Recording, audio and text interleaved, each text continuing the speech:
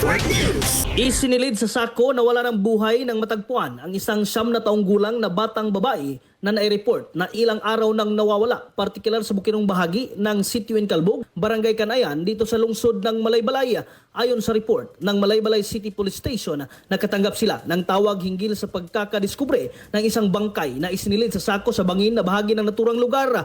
Pagdating sa area, kinumpirma ng ina at ng lola ng biktima ang bangkay nito na sinasabing ilang araw nang nawawala ang bata. Hinihintay pa ngayon ang resulta ng autopsy sa bangkay para malaman kung ginahasa muna ang bata bago pinatay.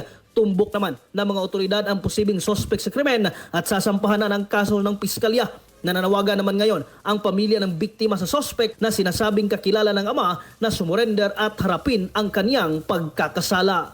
Kasama mo sa RMN DXMB Malaybalay at ng 95.3 IFM News Bukidnon Matik, Radjuman Mark Mikabalo, Tatak, RMN RMN Network News.